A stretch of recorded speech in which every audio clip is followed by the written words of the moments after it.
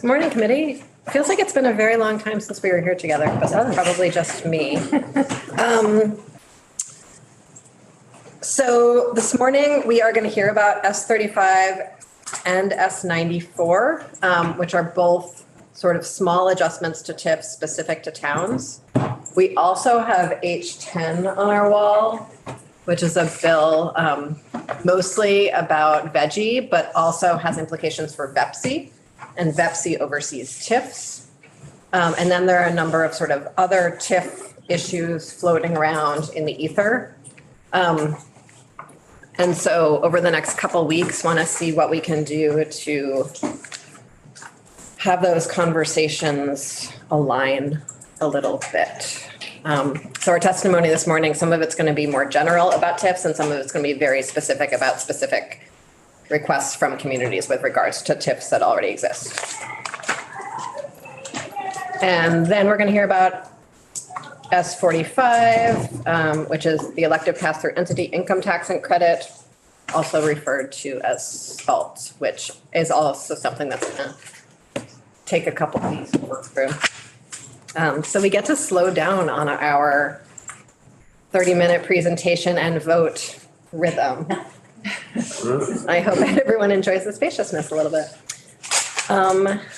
And with that, Mr. Fraser, would you like to join us and tell us about Montpelier's feelings about TIFs? Thank you. Good morning, everybody. Thank you for having me. My name is Bill Fraser. I'm the city manager in Montpelier and have been since the beginning of time. And I want to talk a little bit about TIF quickly in general and specifically about Representative Anthony. I didn't see you. How are you? Yep. We've been colleagues for quite a while. Specifically about the project-based TIF piece, which I think we, the city and League of Cities and Towns and others are advocating for. So very briefly on TIF, I want to start with a little bit of an anecdote or story because I think this illustrates it. One of the major, I think, complaints about TIF is that it takes from the Ed Fund.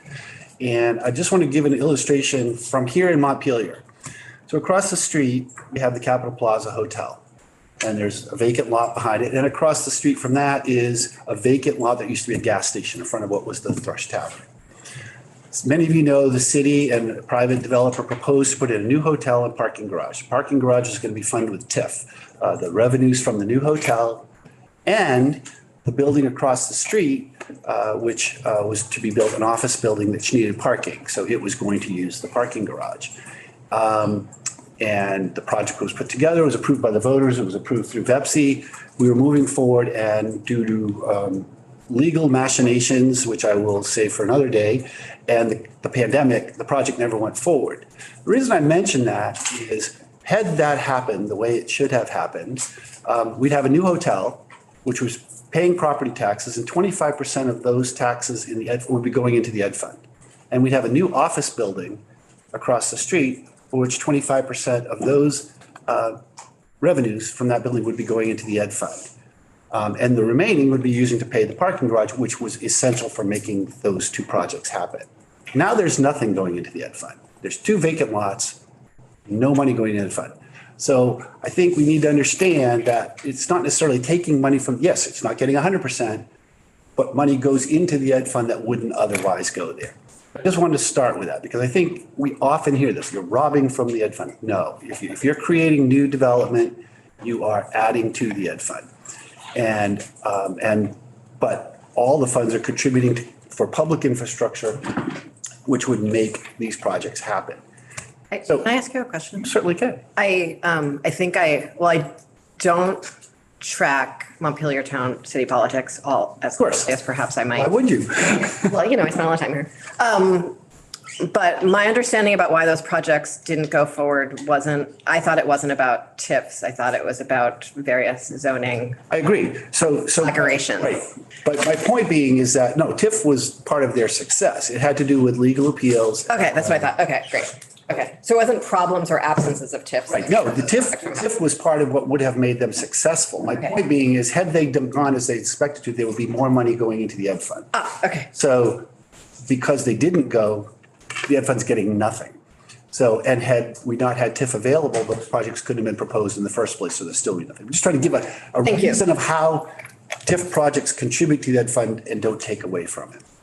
So that's a case of, in order for us to have that, we had the big TIF district. And many communities have very successfully used large TIF districts. I think St. Albans and Winooski are the two best examples. Burlington's had some success with it, others, but really St. Albans and Winooski and Berry City have had really good success with large TIF districts. I think as a practical matter, for most of us, what's called a project-based TIF really makes more sense. And I'd urge you to consider that. And I think it also helps allay some of the concerns about the Ed Fund. Let's go back to our ill-fated hotel project. The revenues that we needed to make that happen from TIF really came from the new hotel and that office building across the street, those new taxable buildings which are going to happen. Our TIF district stretches all the way out beyond Berry Street to what's known locally as Sabin's Pasture, which is also very. So development that happened down there would have helped provide funding for this parking garage. As a matter of policy, that doesn't make any sense. Now we flip it around. We're here where we are today. We have proposed development at Sabin's Pasture. Let's say this office building is built downtown. What's the logic between that tax revenue going to help fund water and sewer lines way out at Sabin's Pasture, right? It doesn't make any sense in one big, because they're not related, right? The housing that's going into Sabin's Pasture isn't necessarily related. I mean, it could be, but it's a stretch. However, if we were to be allowed to just create a TIF district that says, okay, here's the project being developed. It's going to put in 100 units of housing, let's say. It's going to generate this much money. We can put in water, sewer lines, roads to make it happen. And it's contained within this area. And instead of being limited to one large TIF district for a whole city, we could put together projects that are self-contained, and therefore external development doesn't go from the Ed Fund. It goes into the Ed Fund where it's supposed to be, but the revenues in those projects are developed. We have at least 3 large housing projects, and we all, I think, can agree that housing is a major issue for the state, certainly is for Montpelier, that essentially need project-based TIF to go forward. The infrastructure challenges are so high for them that it becomes, they don't pencil out. The cost of the water sewer lines, the cost of, and so we need to basically borrow their tax revenues to put in this infrastructure so they can succeed, so we can provide more housing for Vermont residents and Montpelier residents. So I urge you to consider that. A couple more things about. Can I ask you another question before you? I agree that municipalities desperately need more money for infrastructure. I am curious I know that some communities use sort of the policy mechanism of stabilizing tax rates on specific properties in the communities a lot more than others. And I'm wondering if Montpelier ever does that. Yes, so tax stabilization is an option. So I'll talk. So tax stabilization, I think you're familiar with that, allows you to reduce your property tax amount for a certain period of time. In ours, we're authorized by the voters to reduce it by up to 50% for 10 years. If you want to have. Is that something that you all do? Yes, and have done, but there's a couple caveats with that. One is if you want to have the tax stabilization apply to the Ed Fund, you have to go to VEPSI or VEGI, I think, one of them. VEPSI. And get state approval. And the bar for that is, so for us, it's like we want someone to locate in Montpelier. To get the tax stabilization on the Ed Fund, they actually have to show that they would not have located in Vermont without this. So it's a pretty high bar. So the ability to tap into that piece of tax stabilization is somewhat limited. So for most communities, the local tax is about 1/3 of the tax rate and the school rate's about 2/3. So yes, you can stabilize your local tax rate, but it's not the big piece. Secondly, if you have a TIF district and you stabilize taxes, the rest of the community has to make up that difference because so it's not just a tax incentive, it becomes a burden on everybody else. So tax stabilization in the TIF district is not a great thing. So we do it outside of the TIF district, but we don't use it in the TIF district. So because our TIF district is where we want people to develop, we actually have, since we created a TIF district, we've not been able to do much tax stabilization. So it's a good tool. It's not a great tool. In my world, we would be able to do both and not have to, but one step at a time, right? A couple more things about project-based TIF though. It's more versatile. It doesn't require to apply for and receive a TIF district is a very heavy lift, as it should be, because you have to demonstrate a lot of things. It's a big application process. It's expensive because you have to use consultants. And it really doesn't, and it's not very useful to smaller towns. I think it's too big a lift for the benefit. But a smaller community who might have a single project, somebody wants to put in a housing project and they just need a road to go in. A project-based TIF could be available to almost any community to make this work. And it would be, it's more versatile. It's simpler to manage because you don't have to keep track of the tax increments. I think our TIF district has 400 properties in it maybe. So we have to track any growth of that. Whereas a project-based TIF might have 5 properties, if that. And so it's much simpler to administer. It's more versatile. It's more available to all the communities. And it really focuses on where the needs are. And I think, in my view, it has actually a less of an impact on the ed fund, if you believe that, because as I mentioned, properties that aren't immediately involved in a project that might have background, what they call background growth, that would be contributing to the TIF fund and not the ed fund. Now it's just all going to the ed fund. So I think, my hat's off to the communities that have used the large TIF districts to their advantage. Going forward, my personal failure would keep the large district option for those that wish to go through that. But really, the project-based option is a much cleaner version for most municipalities because you don't know. You set out a TIF district, you estimate where you think these things are going to happen. 2 of the 3 major projects that we're talking about are outside of what our TIF district was. We had no idea that those were good. One of them is city-owned. We purchased the golf course to redevelop the housing. It's outside of it. So for us to do our own project, we need. So I'm going to stop talking and answer questions. Good so far as it goes. My perennial question, wondering, is that, as you said, some money's diverted from the ed fund while the TIF plays out. And within Montpelier, Barry, whatever, you can clearly see the results, White River Junction. But my hesitancy in jumping up and down and say this is terrific is that little communities throughout Vermont that can't avail themselves of this mechanism still pay into the ed fund to fund the TIF. And I'm not sure, I've been wondering about this for years, how we resolve that wrinkle.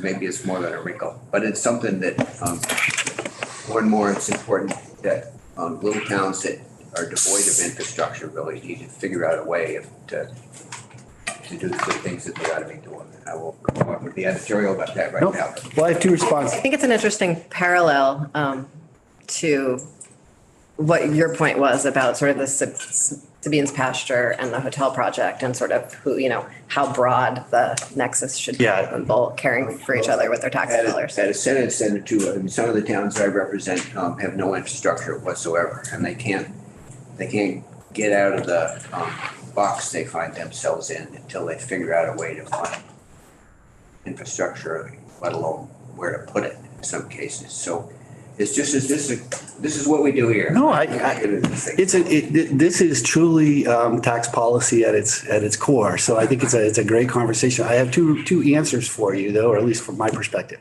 Number one, again, I think from where I sit, the towns are not contributing to the TIF dollars. They're getting, again, using our Montpelier example, right? Right now, no one's getting any money in the ed fund from these projects that haven't happened. Sure. Had they happened, the ed fund would be getting 25% of those. So that would actually be helping towns statewide, the ed fund.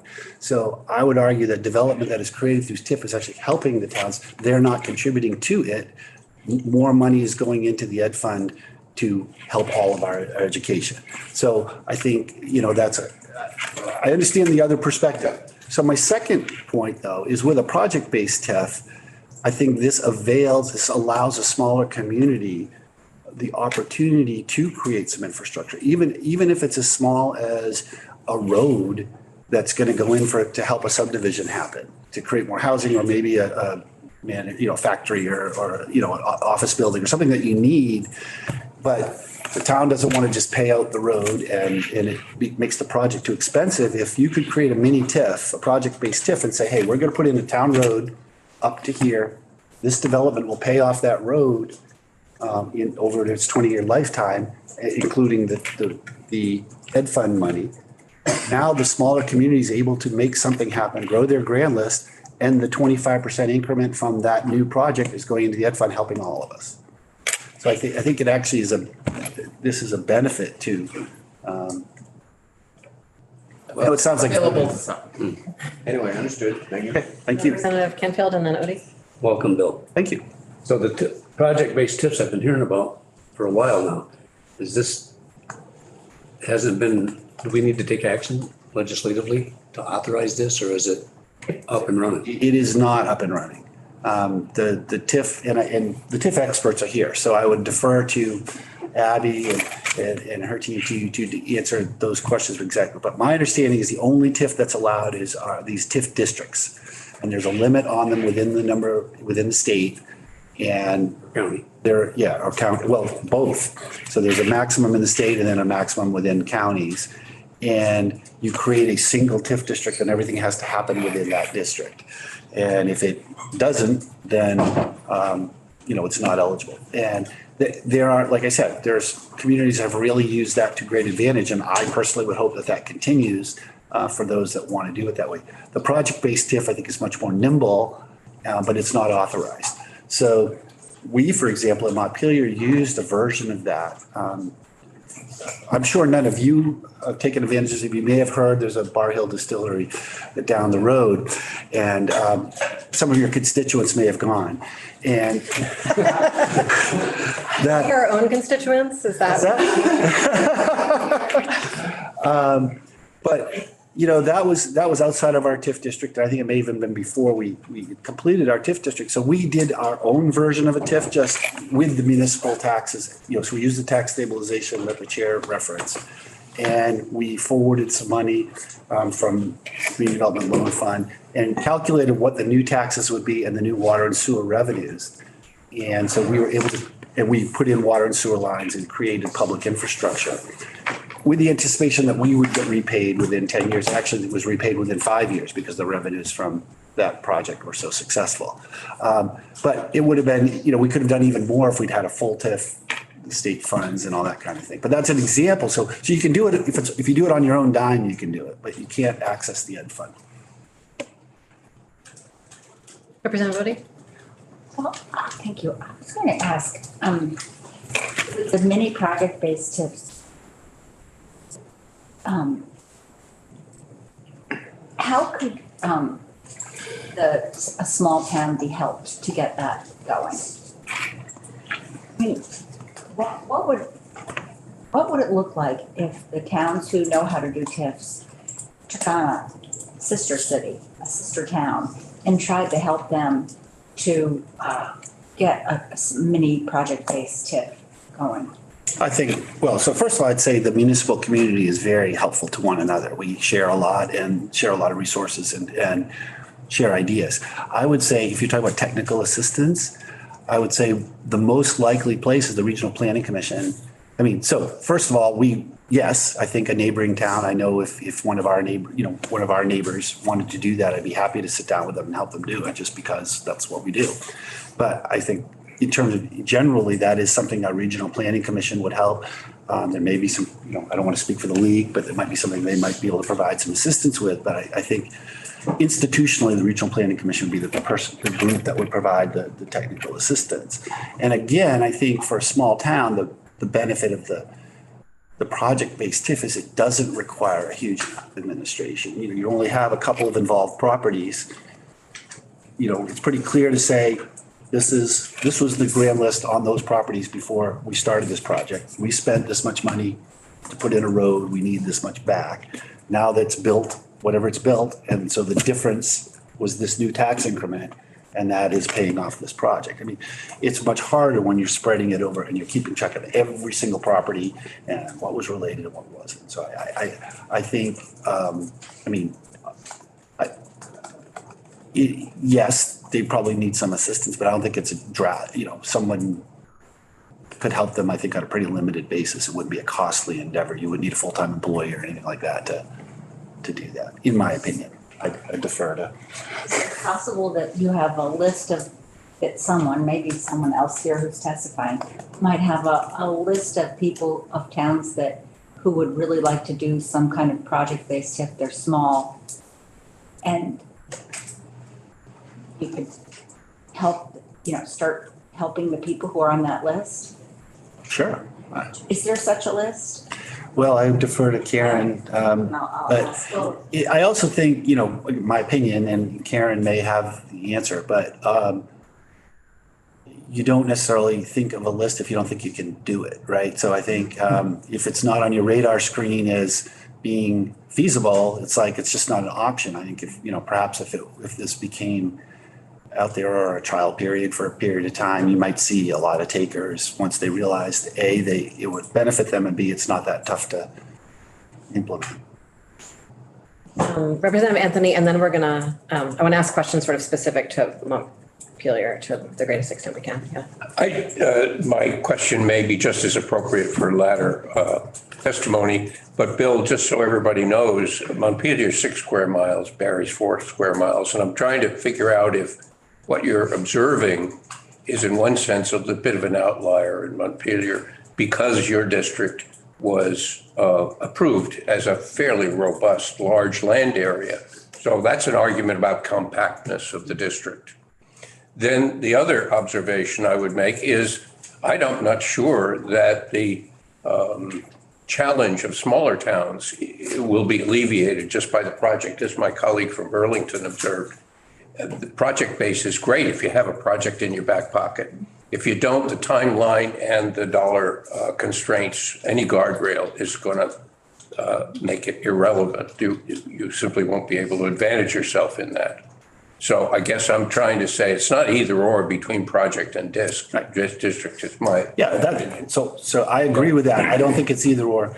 With regard to the timeline issue, I think that's a good point, which is when you establish a district, a major district, you have 5 years from which you establish the district to issue your first debt. And then you have a period of time in which that debt has to be paid off. So you kind of start a clock almost immediately. I think one of the benefits of project-based TIF, in my view, if it were constructed correctly, I guess is the word, you wouldn't start your clock until you actually had that project in hand. So we wouldn't prospectively say, because until you know somebody wants to do something, you can't just say, we're going to do a project-based TIF in this field because we think someday something might happen. You'd wait until the project came, and then that would immediately set the clock and start. So you wouldn't be working against the clock until you actually had a project. So I think that actually works in your favor in that regard because it's very independent. And then I just want to, again, not following Montpelier politics that close, but rumors circulate. And are you talking about retiring your TIF? We have retired our TIF. You have retired your TIF? Yes. Okay. And I can tell you why. Okay. Because of those timelines. So, we were running up against the timeline, and we created the TIF in large part for the hotel project. And it was approved, it went forward, it hit legal delays, and for the record, the city and the developer won every single legal decision. It just kept getting appealed. And then the pandemic hit and the hotel said, hey, we're losing all our business. We can't afford to keep fighting this. So it was a good project, penciled out, and the TIF was essential to making it happen. But because of that, so the two complications. One was we were really bumping up against the timeline. And so we had to make a decision of either try to reenact the timeline. And while we have some projects ready to go, they're not as ready to go as the hotel had bet. And secondly, and this was a complication that we addressed last year, and the legislature did actually help us on this, but we're in the middle of a reappraisal. Yes. And one of our concerns with the reappraisal is then every value in the TIF district as well as everywhere else increases. And a strict reading of the law says then all that new value goes into the TIF fund. And again, that made no sense to us if all those, why should the general population be, have to pay more because all this new, it wasn't because anybody built anything new. It's just because in 10 years, the value of their property went up 40%. So why should all that revenue go into TIF fund and not into the general tax rate? So because of where we were with projects, because of the reappraisal, we opted to to pull our district and decide we will either reapply for a district when we have a clearer picture, or ideally pursue project-based TIFs. Thank you. I think there's an assumption that a single project increases the values of the properties around it. And the properties of the communities as a whole, and that's why you have the district and the district values going up being part of the TIPS. I think that's sort of a basic assumption about the whole project. I do hope you're spending time in other communities and other committees that are doing zoning reform as well. We're trying. Great. Representative Anthony and then Representative Odie, did you have something else? And then we're gonna, thank you for your time. I would simply say that our zoning has already been reformed to reflect those needs. We would actually like to see more Act 250. Yes, I'm sure. Just to observe, Bill, it goes back to compactness. I mean, part of the reason you pulled the plug is you had such an expansive district. You said, well, it's unfair to people. And if I may, and I know you need to move on to other people, but the reason we had an expansive district is you're asked, when you only are allowed one district and all the properties have to be contiguous. Had we been able to have multiple districts, we probably would have had one in the core downtown, to Chair's point, that all the downtown benefits would have benefited from the parking, and another out near Sabins for housing and that sort of thing. But because those were the two biggest things on our radar, they still are. But we had to create the hockey stick, basically, to keep them connected, because that's what the statute required, and it wasn't particularly efficient. So for those that could create a district that works, hats off to them, and I'm all for it. For those, if we could have created two districts before that, but then we would have eaten up two more in the county, and we weren't allowed. There's only one per community, so many, So I think the limits are a problem. Because we would really trying to create project-based TIFs in those two districts. I know I've overstayed my welcome. I'm hearing that two things that TIFs are requiring that are stumbling block. One is don't require only one district, allow multiples, and adjust the timeline. That's the one that I started with. If you were not doing a project-based TIF and you were doing a different kind of TIF, the other one, traditional one, then would you say just do the same thing with your timeline as you did in the project-based TIF, or would you have no timeline? What would you do?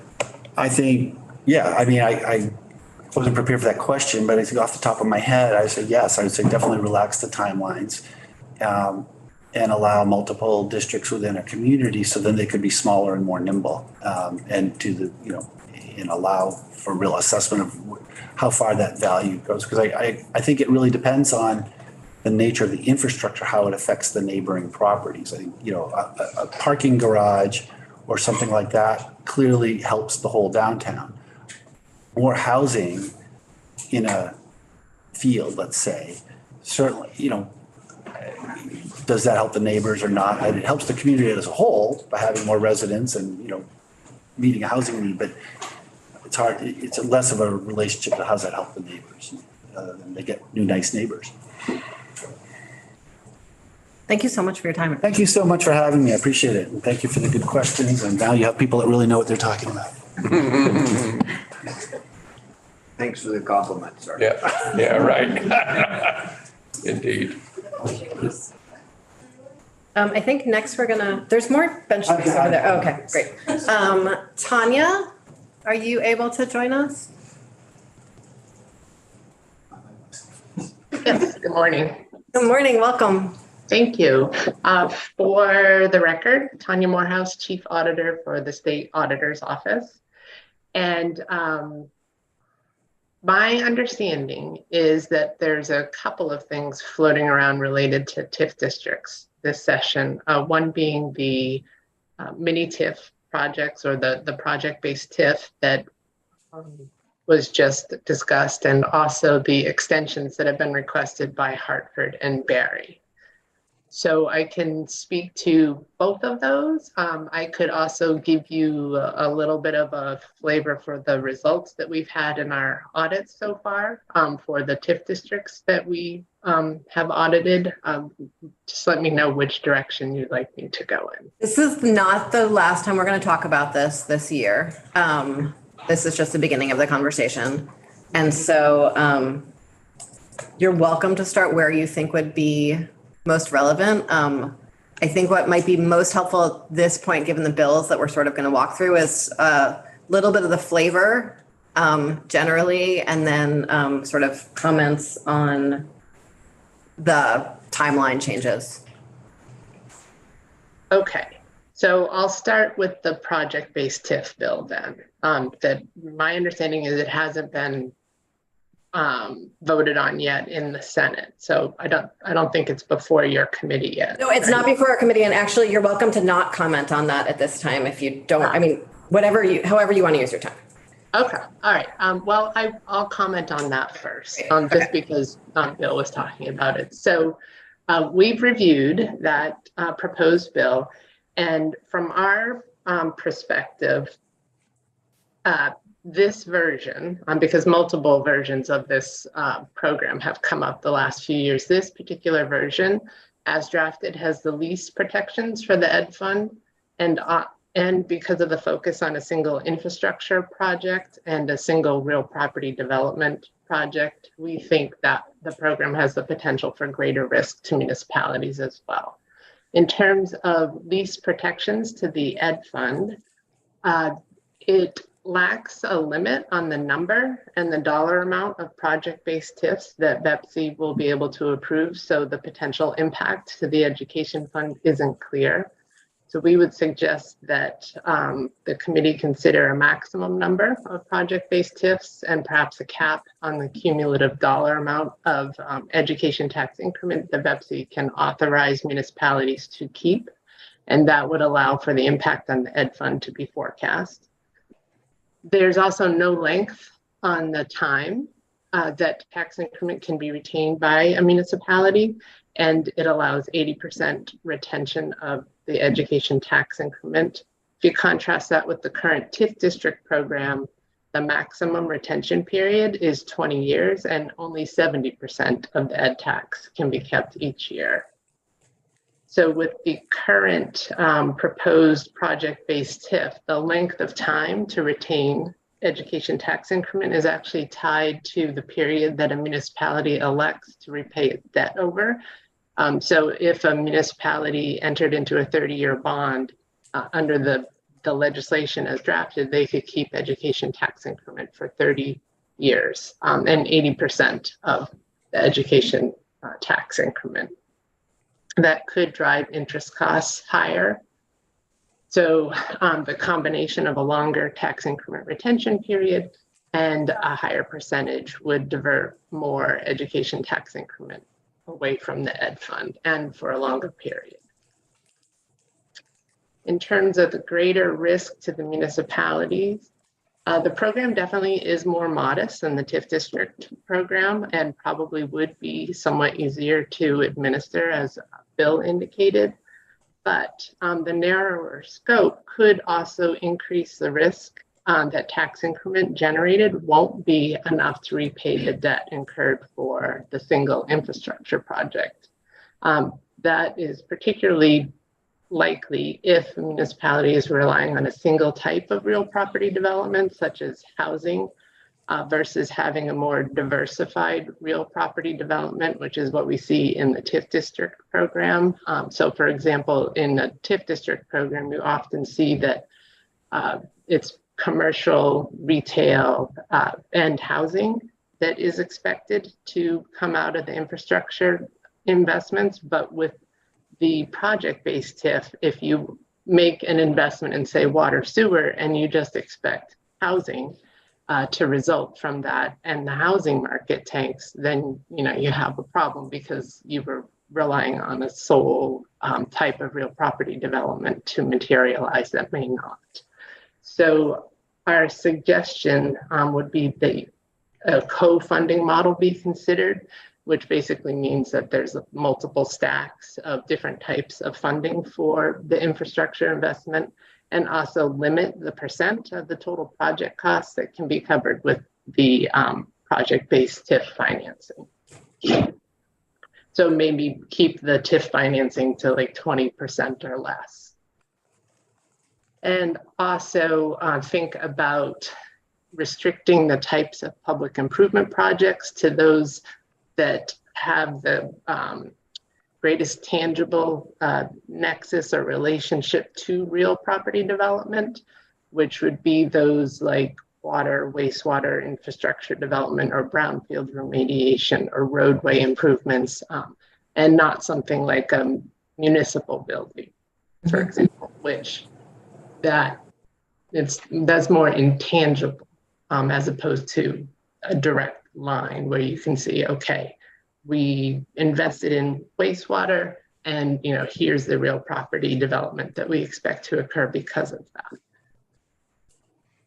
Is there any questions?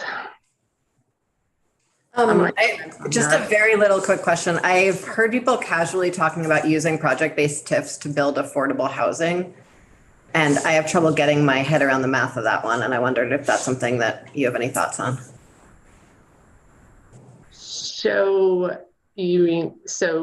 allowing a municipality to actually construct the affordable housing, or allowing a municipality to invest in wastewater and clean water, which would then allow developers, private developers, to come in and do the affordable. Or nonprofit developers, but to Right. build like Yeah. affordable housing with a capital A. Yes. So the municipality builds affordable housing. The private nonprofit developer would build affordable housing. Okay, so then the investment by the municipality then would be in other things to stimulate that development, right? Yes. And I think that's a policy question. I mean, I don't know that you can necessarily guarantee that affordable housing would be the outcome. One other thing that could be done with this project-based TIF program would be to require that municipalities have a signed agreement with a developer in advance before any infrastructure improvements occur. So if the desire was for affordable housing, then you could require that they enter into a development agreement with either a private developer or a not-for-profit for that affordable housing before allowing debt to be incurred to invest in the public infrastructure projects. Thanks. Yeah, on that subject, thank you very much. I wondered, instead of as an alternative to a signed contract, if there could be a required outcome, so many units or there were different ways to define the desired outcome. And I don't know one better than the other, but just thinking, trying to. And also, I think you suggested a little while back, maybe the increment that goes to diversion, maybe instead of being 25% would be 20%, if I heard you say something like that. Is that what it sounded like, or was I reading things in? But what I was wondering, if we change the fulcrum balance, how much goes to the ed fund and how much goes to the TIF? Is that a way to cut down on what some people would think would be unfortunate diversion away from the education fund? Maybe you said something else, but that's something I heard. Thank you. Right. So the current TIF district program allows 70% to be kept by the municipality. So 30% goes to the education fund. And you could look at reducing, or increasing that percentage for project-based TIFs. I think that the sensitivity on the municipal side would be whether they would have sufficient resources to repay their debt. And understood. And I don't have, sorry, I'm interrupting. I don't have preference one way or the other. It's just something to explore. That's all. Back to you for other material you wanted to cover. Okay, so the other item that's on the table is the extensions that have been requested by Hartford and Barry. So Hartford is requesting 2 additional years to borrow and 2.5 additional years to keep tax increment. Hartford already received a 3-year extension to the borrowing period when the legislature extended all borrowing periods or extended borrowing periods for all TIF districts in recognition of the impact of COVID-19. So for Hartford, the total borrowing period would be 15 years, and statute currently allows 10. And the total tax increment retention period would be 22.5 years if the current request is granted. Statute currently allows 20 years. Barry also is requesting an additional 2 years to borrow for its TIF district. And they're asking to keep tax increment for another 5.5 years. So Barry's total borrowing period would actually be 14, which contrasts with 10 years currently allowed in statute. And their total tax increment retention period would be 25.5 years instead of 20 years, which is allowed in statute.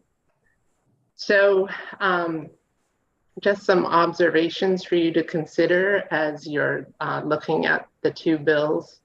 Extending the time that tax increment may be kept by a municipality lengthens the time that it's directed away from the education fund and reduces the strength of the commitment to taxpayers if the maximum time the funds will be diverted is 20 years.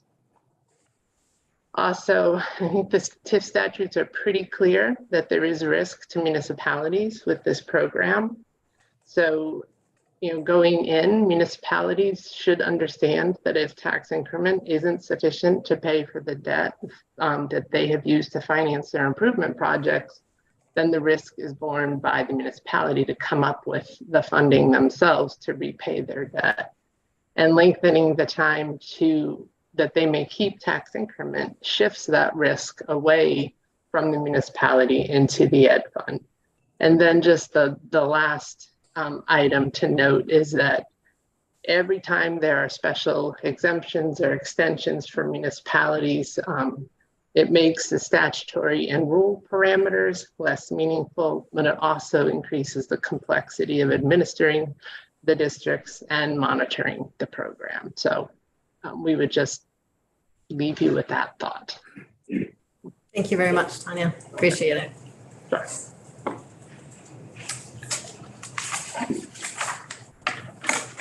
Yeah. Tanya, Yes. you have it at your fingertips. If you don't, that's fine. Do you know off the tips, do you know how much revenue does not make it to the education fund because of our TIFs around the state? So I actually did look at what was reported most recently by the tax department in the tax expenditure report, and I think it was about 7.8 million. Thank you. Great question, Scott.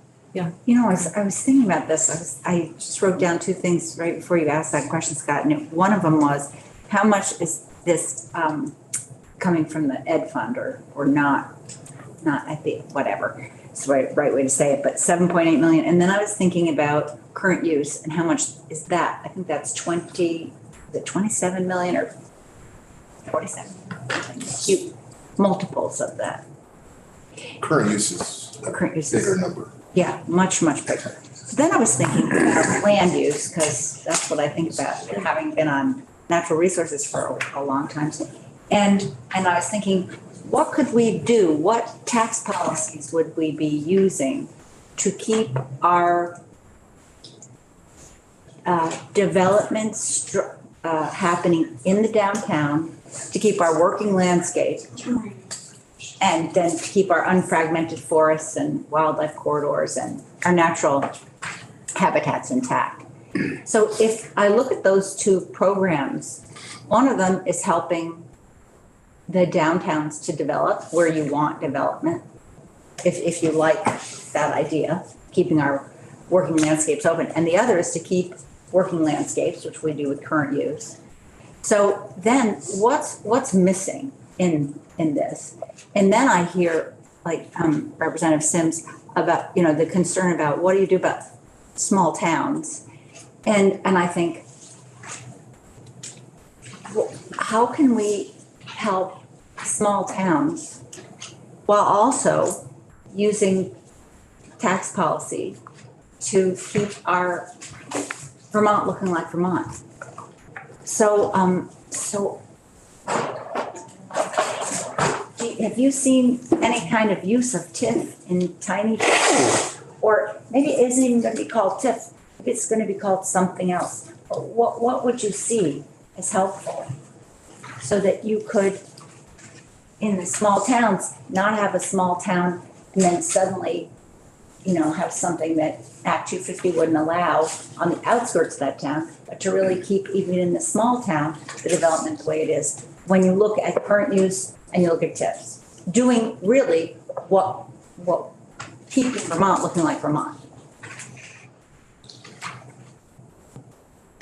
So I think Auditor Hoffer has testified a couple of times over the year with the idea that maybe there is an alternative to TIF. And I think there's research that has gone on to try and identify that.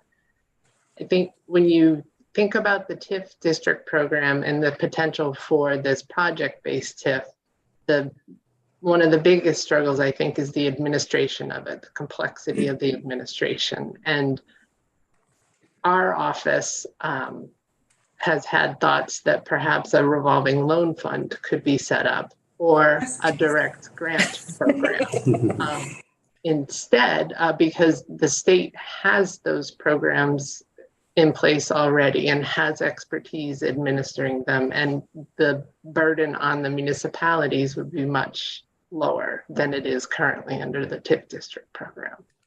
I'm really glad you said that because I was also thinking we're still in the middle of the budgeting process. So what if we were to allocate more money to a revolving loan fund or the direct grants? Representative Odie, I love the idea of a revolving loan fund for infrastructure more than most anything that we can do. And we are closing in on our time available on this thing. Right. So let's put it like a very specific pin in that and come back to it, maybe even like as a specific agenda item, because I think it's a great idea. Okay. Thank you. Thank you very much for joining us, Tanya. Really appreciate it and looking forward to continuing this conversation with you. Okay, great. Well, just let us know if you'd like us to come back at any I'm point. sure we will. Thank you. Okay, sure. Yeah. Just Carol, your question is in here. Yes. It's total state ed taxes that are not paid because of current use is just over 49 million. Municipal is just over 17. Say Total that again. 49 million for the ed fund and 17 million for municipal. $66 million is what current use costs. 66 now. Okay, so we're doing a great job in And so- preserving yeah. open lands. Now Yes. we've got to do something more for downtowns. Sure. And all downtowns. Yes. Okay. Did I say not all? No, yeah. Was I not there? I'm underlining. She's agreeing with you. She's agreeing with you. Okay. Yeah. So I celebrated the spaciousness when we sat down because we were out of some of the brunt of crossover, but I'm going to bring us a little bit away from that spaciousness now. And so I'm wondering, Becky, I know that you have not all the time in the world, so I'm wondering how much time you have and it makes sense for you to go, or if you have a few minutes that you could be sitting on the bench. When do you have to leave? My schedule's cleared up a bit. Oh, okay, great, okay. I don't have all the time. Okay, great. Okay, so in that case, I am going to stick to the regular agenda and ask Abby to please join us and talk sort of big picture for a few minutes. And then we're going to have Becky actually walk us through both of the S35 and S94 because it's silly for you to get up and down. And then we'll hear from Lori and Carol and Nicholas. Okay. Hi, welcome. Thank you. So for the record, Abby Sherman, Executive Director for the Vermont Economic Progress Council. And I don't think I've been here in person before. I skipped Karen. Here virtually last year. So I just wanted to give a little bit of background about myself. I have been with Betsy for 5.5 years. I started out as the grant programs manager. And then just over a year ago, I became the Executive Director. Prior to that, I had 11 years working for the town of Bethel. When I left there, I was the assistant town manager. In that role, I helped oversee the town finances. I managed grants. I was involved in water projects, transportation projects, and other public facility projects. My proudest, because I was so involved, was their new recreation building in the downtown. I had spent 3 years as president of the Vermont Government Finance Officers Association. I know that's a mouthful. So I feel like I have a very good understanding and background about municipal finance, municipalities in general, and what it takes to get projects off the ground. So with that, just leeway into project-based TIFs. That is one of the proposals that VEPC is involved in, that the governor's office is putting forward. The other, of course, is the sunset on Veggie, which we still need to extend that. And I think I want to start off just by, I think Tanya gave a sort of an overview of the proposal for project-based TIF, and I can go into that in a little bit more depth. But I wanted to talk about the risk of project-based TIF. Project-based TIFs are not actually on the agenda today, though everyone has woven them in. And so if we do tackle project-based TIFs, we will have an agenda item for it. Okay. Just in the interest of, make sure I can get through this very quickly. Okay, great. So we actually have an example of a successful project-based TIF. It was in the form of a TIF district, though, and that is Newport. It was created in 1997, so prior to Act 60, and prior to all the statutory requirements that are in place now for TIF districts. That TIF district installed a water line at a cost of $300,000. So you got to think 1997 costs, not today costs. Costs a lot more today. But it resulted in the construction of 3 industrial buildings on a parcel to the value of $3 million at the time that the district retired in 2015. So a $300,000 investment yielded $3 million in new grand list growth. So that is an example of a successful project-based TIF. And their TIF was just that, just a parcel. And they were able to pull it off. Smaller towns and some of the other TIF districts. So project-based TIF, what the proposal is that it is for smaller towns. It's not for the smallest of towns. We recognize that not every town could pull this off. If you only have a town clerk, it's going to be a real challenge to pull that off. However, I do feel like there is a benefit that spreads out to those smaller communities. So if I use my own hometown of Randolph as the example, and I think of Randolph, the larger community includes Brookfield and Braintree. And we have a lot of amenities within the town of Randolph that those other towns also benefit from, but they don't have to pay for. So there is that benefit with project-based TIF as well. It does spread out to the smaller surrounding communities. With project-based TIF, we've also recognized that the towns can get support from their regional planning commission or a consultant, and they frequently already do this when they are applying for grants. So they're familiar with that. Let's see, I'm going through prior notes. So there are some documents that I didn't get to provide to you, but I can later. TIF districts have multiple projects, multiple bond votes, multiple private developments over a long period of time. It's a lot for a town to coordinate. Project-based TIF is one project, one bond, and just one or a few private developments on a few parcels over a short period of time. So much smaller program. Under project-based TIF, once they finish that project, so it would be similar to a grant that they would take out. Once they finish that, all they're doing is tracking the increase in tax increment and paying debt service. Not out of the ordinary of what they already do. However, they get the benefit of that additional tax increment coming in to help them pay for the debt, which leads me to the other point of loan programs have been suggested a number of times. The problem is you still need a way to pay that back. And that's what TIF provides for. So changes this year that we have proposed, partially they're based on the requirements that are in the Community Recovery and Revitalization Program. And it's partially based on feedback from towns that are interested in the program. They would need to demonstrate the ability to leverage other sources of funding. So they have other funding sources lined up, or they could, other grants. It's not a full reliance on tax increment, so a partial reliance. They need to demonstrate the ability to manage the project. They need to have a plan for fiscal viability. And that is an area that VEPC staff can assist them with. We currently do that with TIF districts. We are also with the CRP program using a list of towns with stagnant or declining grand list values. So that is something that we would continue with this and use that as part of the consideration. What has their growth been in the last 10 years? It does. What do you do with the list of stagnant or? It's currently in the Community Recovery and Revitalization Program.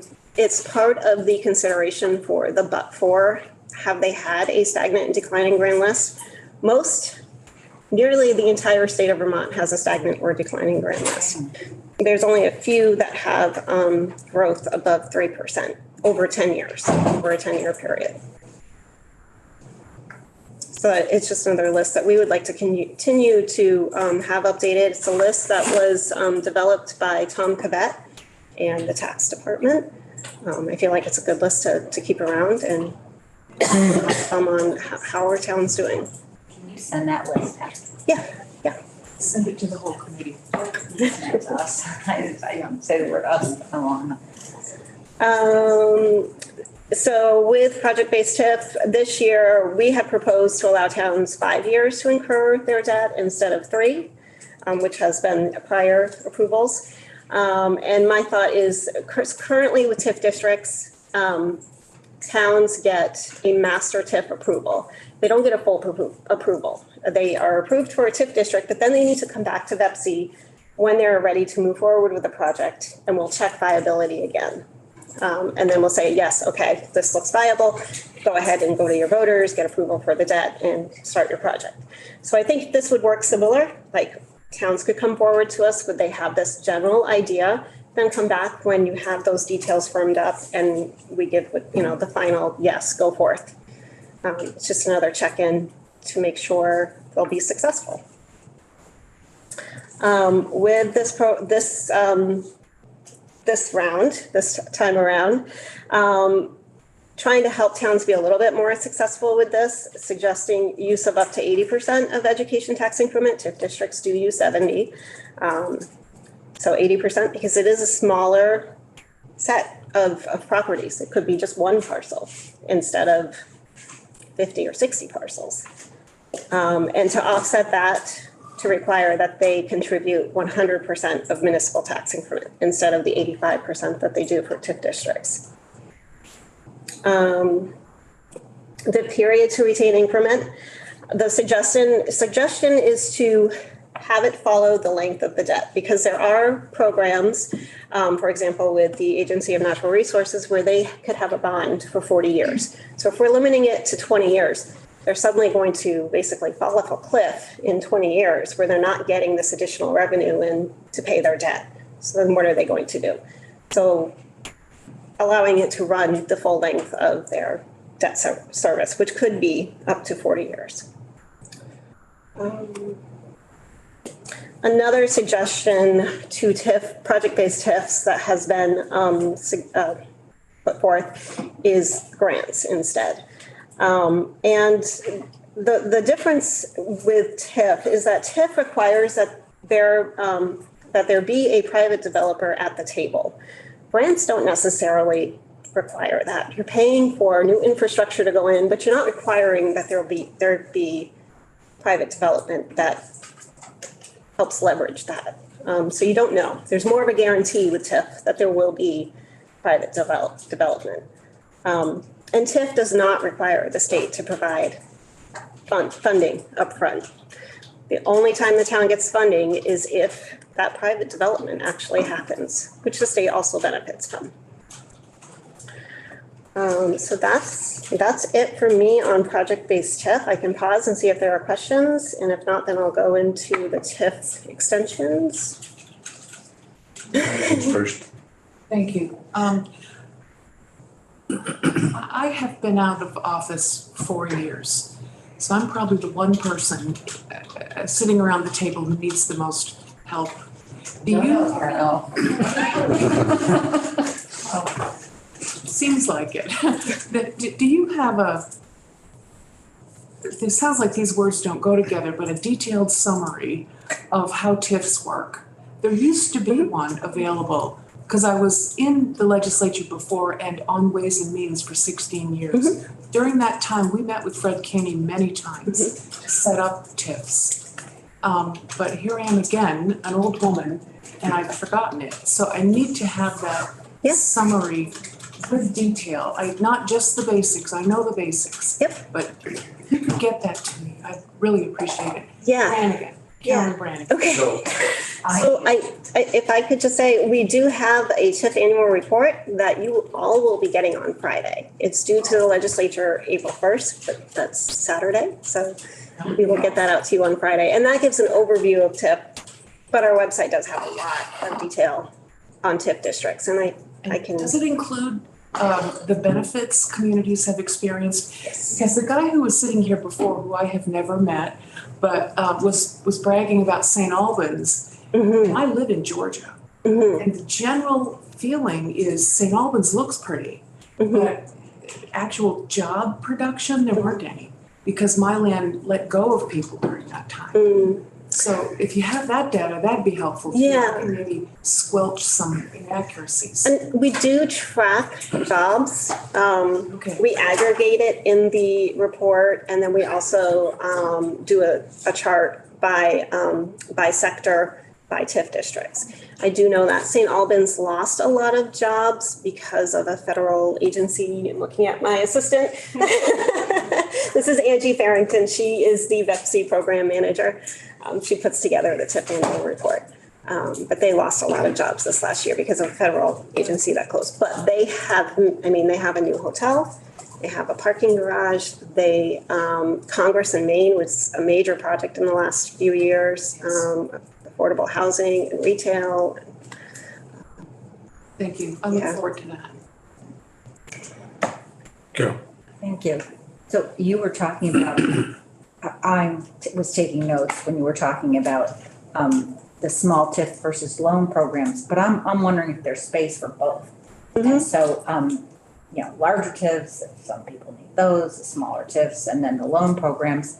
So you said, but I'm wondering, a loan could be structured differently than, you could structure creatively a loan. It doesn't have to be. And towns do that. Yeah. That is part of, when they're looking at a project and they know they need to bond, they're trying to figure out, how can we afford this? Do we make a few years of interest-only payments? Is it the amount of time that we pay this out? Do we increase, if it's water, wastewater, how far do we increase user rates to help pay for this? There are a lot of things that go into that. And sometimes the math just doesn't work out and they have to put it off. And that's where TIF can help fill that gap. And most towns work with the Vermont Bond Bank as well. So they are, I know that Michael Gahn, is a huge assistance to them in trying to figure out how to structure this. I'm aware of the clock. All right. She's got more to tell us. Okay, all right. So should I move on to TIF extensions? Please. So I'm just I am looking at the TIF extensions from an administrator point of view. So I'm not going to go into detail about Hartford specifically or Barry specifically. I think that they'll both be testifying and they can tell you, real time what's going on in their districts. At VEPC, the most recent data that we have is reported as of the end of fiscal year 2022. So it's almost a year old already. But from a programmatic point of view, there are a lot of similarities between the two extensions and between the two districts. Both districts are required to submit phase filings to VEPC, which is that master TIF determination that I talked about before. So before they can go forth and do any more projects, they still have to come back to VEPC and update us, and we'll tell them yes or no go, you're still viable. Even if they do get an extension from the legislature, districts are required, it would be a substantial change. So they would be required to come back to VEPC and submit a substantial change request. And they can do that in conjunction with their phase filings. It's pretty much the same. The only difference is a public hearing for the substantial change. There again, we would consider viability of the district. So if there's a concern, are they in trouble? We would check that at that point. There is also some precedence that has already been set by the legislature in granting extensions. And as I look at the Hartford and Barry extensions, they are nowhere near as complicated as prior extensions that have been granted. This is just an extension of time. That's all they're asking for. There is also a process outlined in both statute and TIF rule called the adjustment of equal share. Basically, that happens after the TIF districts have incurred all of their debt. They submit an updated financing plan to VEPC. We look at it and we see, can we lower the amount of education tax increment that they're retaining? Does it look like there's going to be this large surplus at the end? And if so, if we lower the share that they are retaining, then the ed fund will get more money upfront rather than having to wait at the end when the debt is retired. And my last comment is that it doesn't appear that they're asking for more increment, and they're asking for more time. Carl. Thank you, Abby. Has it happened before where, I mean, can you give us some examples of where VEPC has changed the amount of increment that the town is, the city is retaining? So we've only had one district go through that process, and that was the Milton Town Core District. So this is a new process that the newer districts go through, the ones that have been approved by VEPC after 2006. Milton went through that process, and it was found that we couldn't reduce the share at that time. But that may not be the case for every district. What triggers that? Is it not an automatic review that happens at certain times during the TIF period, or is it? Yep, it happens the same year that they have incurred all of their debt. So for example, if a district's debt incurrence period, if the end year is, let's say this year, 2023, they needed to incur all of their debt by March 31st, 2023. That date is set by the grand list. That's we go by the April 1st grand list for a lot of our dates. During that calendar year, they submit an updated financing plan. So they know what their debt service payments are going to be. They have a better idea of what their tax increment will be, what the private developments will be, what's coming online. And that is then when we review it and see can we lower this? And then does that happen? So that happens once they've finished incurring all of their debt. Mm-hmm. Does that happen at different points during the debt repayment period too? No, just that one time. That's, we can only, what statute outlines us to do, and it's only allowed us to do it at that one time. Okay, thank you. Thank you, Abby. Thank you. Karen Horn. I'll get you that stuff too. I thought Becky was gonna go. Did the chair want Becky to go next? The chair told me that you're next. I just want to be sure.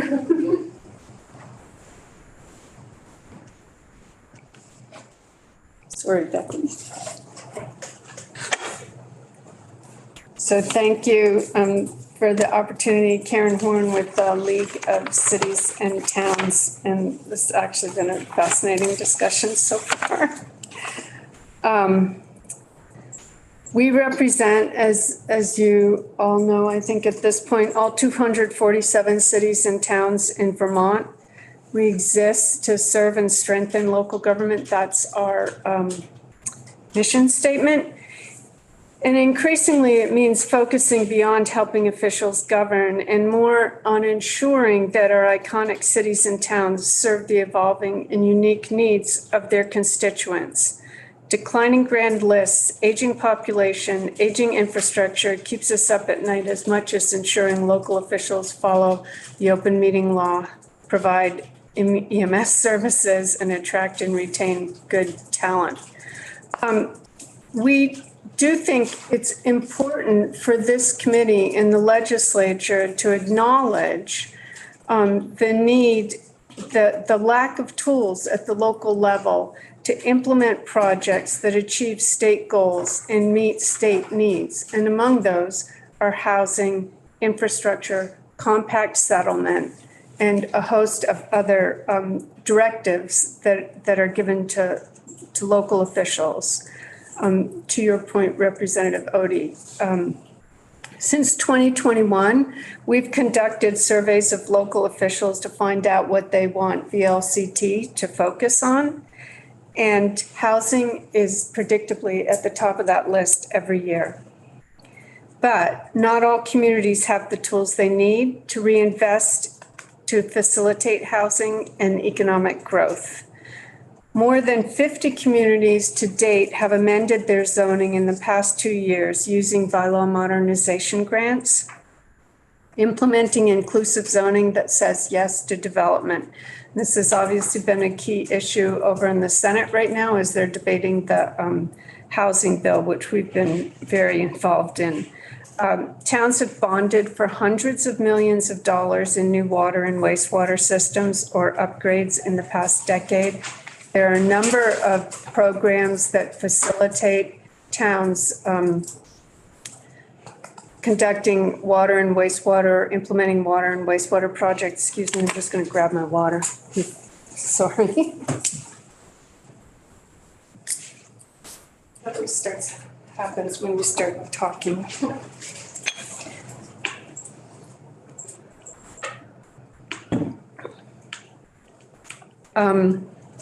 Towns have formed housing trusts. They've even, as you heard from Montpelier, purchased land to set aside for housing. So we have housing that happens in places like Barre City, Hartford, Bennington, St. Albans, Winooski, and Burlington, partly because of location, but also partly because of the tax increment financing, because you've provided them with a tool that they need in order to implement those improvements. And it's helped them build the public infrastructure that facilitates that private development. So, so to the question of project-based TIFs, Representative Maslin asked about small communities, and I think the legislature has recognized the limitations of smaller communities, and you passed the $3 million in the Budget Adjustment Act that would help towns have the resources, the technical expertise to apply at this point for ARPA dollars. We're hoping that that might get extended over time to help them longer term with other kinds of projects, and I would put project-based TIF in that category. It's a right-sized tax increment financing program that allows small communities to do the same kinds of things that larger communities are doing, but around just one project.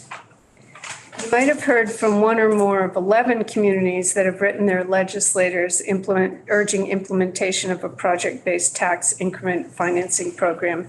And just so you know, the sort of the size of municipalities that those are, Fairhaven, Highgate, Hyde Park, Middlebury, Pulteney, Richmond, St. Johnsbury, Waitsfield, Westford, Wilmington, and Windsor have all written their delegations asking for project-based TIF.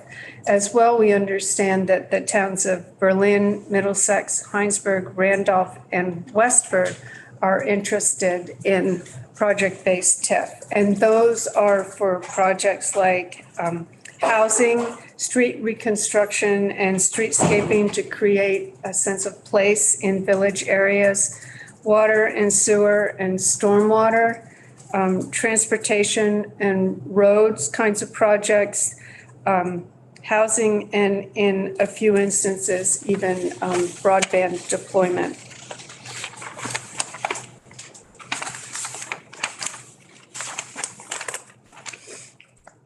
This program, as you've heard from Abby, is significantly different than the existing program.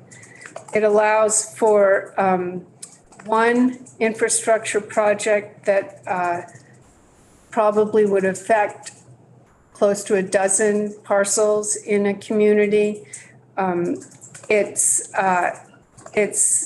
means that small towns could rely on the program to help pay for the infrastructure we need to build housing and to improve the quality of life in rural Vermont.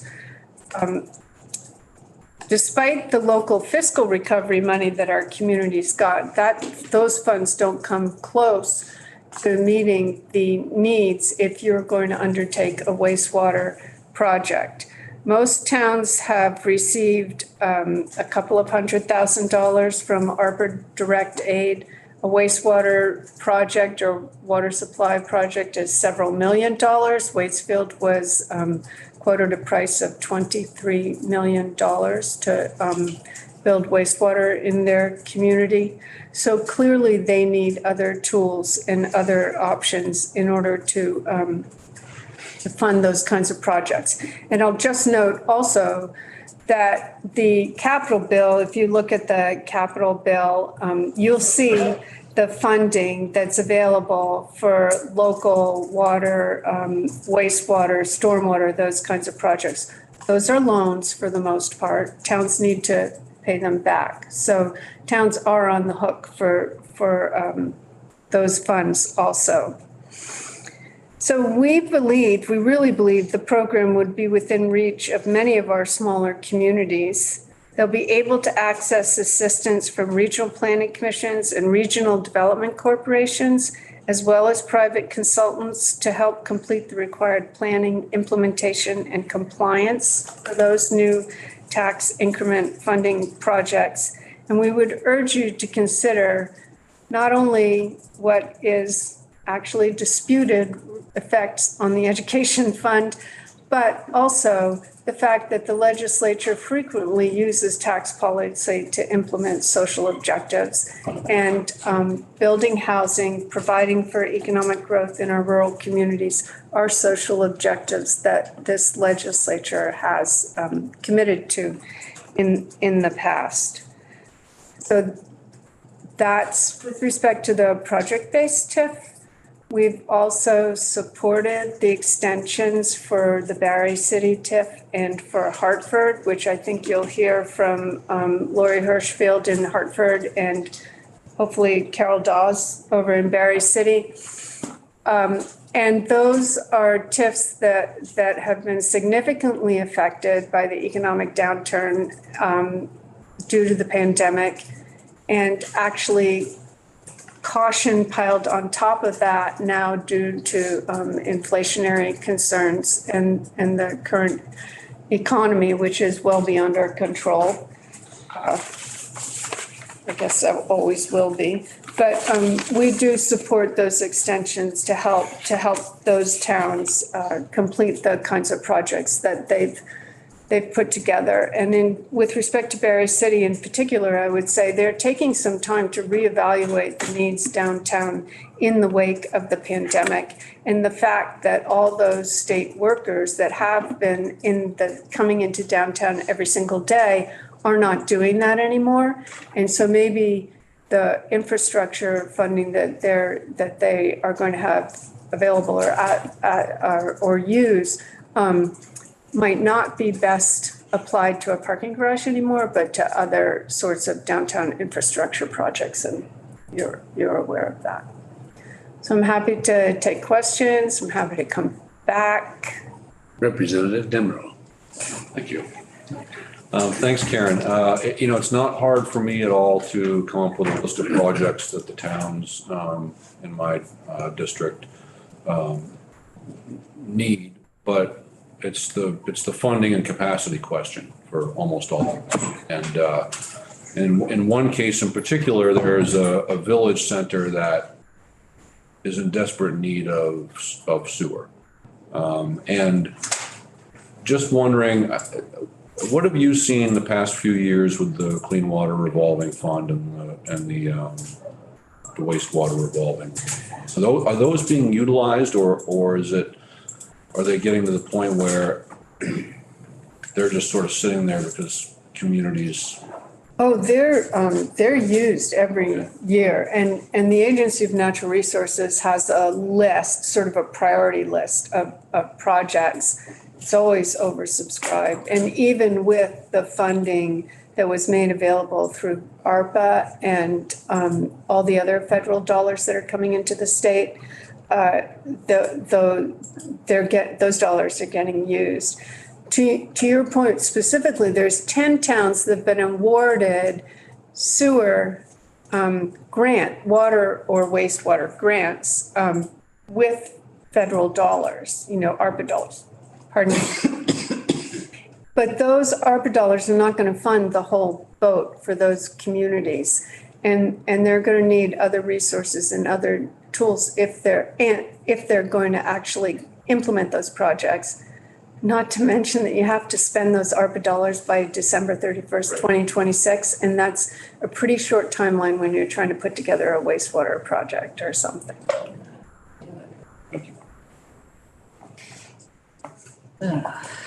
My community is one of those communities, and it's because they've been working on wastewater for over a decade.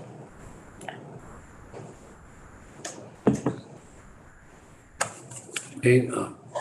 I have to mention this in context of the forewarning by one of our previous testifiers, namely TIF projects, because of the need for a community to hedge their risk, are better diversified rather than a single project, because obviously some developments will yield more boost in the grand list than others, or more taxable property than others. And I was reminded, Carol Dawes can speak to this, housing in particular, different kinds of housing actually have a limit on the taxable portion. So you have to be really careful what housing you invite to your community, because some pay the full boat, others pay virtually nothing. Right. So I would say that ahead of project-based TIF being implemented, it's more of an opinion about whether diversified development is going to engender more returns than one project. We haven't seen that proven yet, and there's really no program that this state implements that's without risk. Housing is certainly, on the one hand, not all, but the large majority of funding that's being appropriated by the legislature goes to affordable housing projects, subsidized projects. And you're right, the property tax they pay is limited. So on the one hand, you really want that housing to be built.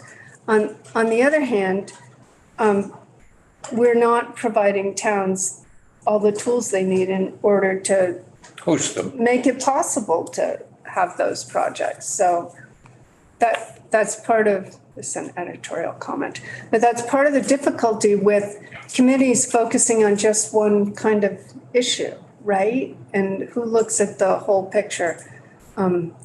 Local governments, when it lands in their lap. So. Okay, thank you. Thank you. And Rebecca Wasserman.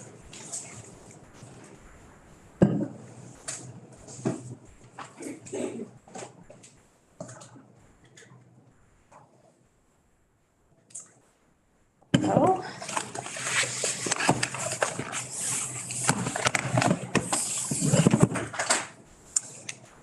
I will be going through two bills today, S94 and S35. Is there one you want me to start with? It says here S35. Okay.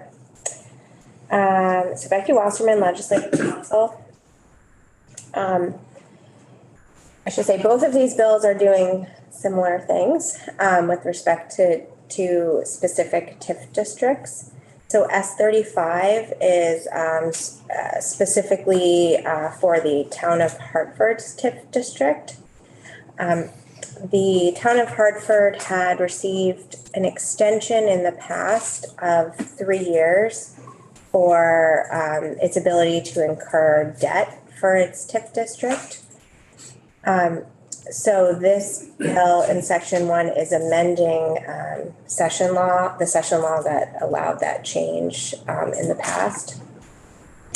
So this is amending that previous extension by extending in subdivision 1 in section 1 the ability of Hartford to incur debt for an additional 2 years. So that brings it until March 31st, 2026. And then subdivision 2 is actually adding something new to this, which is allowing Hartford to retain municipal and education tax increment for additional time until December 31st, 2036. And then the effective date is July 1st, 2023. How Representative much of Brannigan. the municipal and ed tax increment do they get to keep? All of it? There is, it's statutory, the portion that they keep. Okay, so they're still paying something in. Yes. 70-30. Yeah, 70-30. 70-30 is the For that, standard. for the Hartford one. Some of them are different, but I believe Hartford is 70-30. I would just have to check. I see. So this allows them to continue to borrow money until 2026, and with that money, they can keep what they would otherwise keep, right? Lori Hirschfeld wanted to get in. She's next. Oh, okay.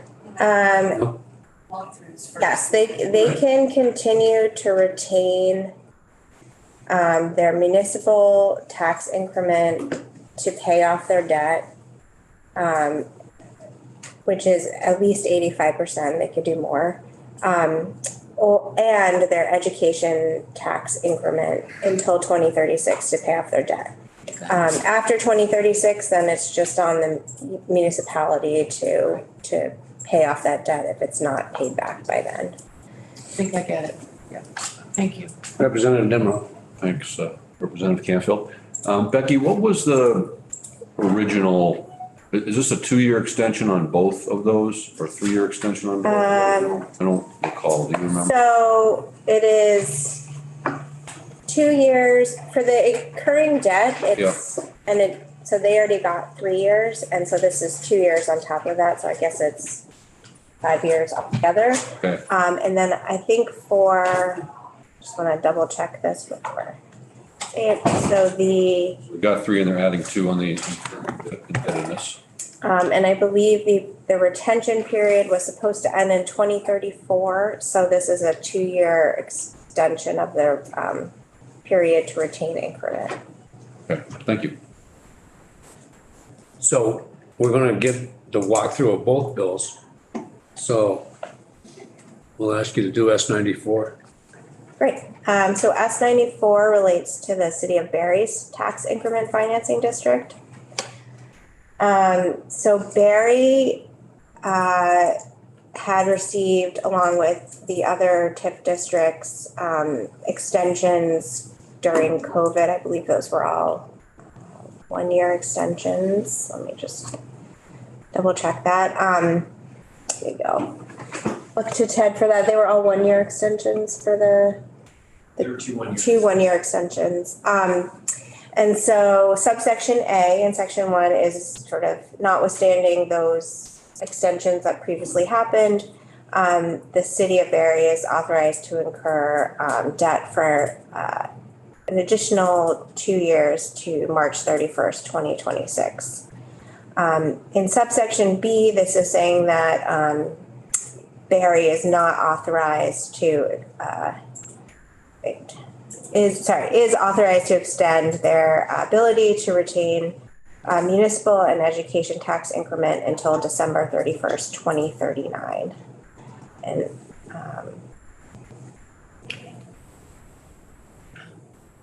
So I'm just gonna ask, the difference in both bills is the 3 one-year extensions?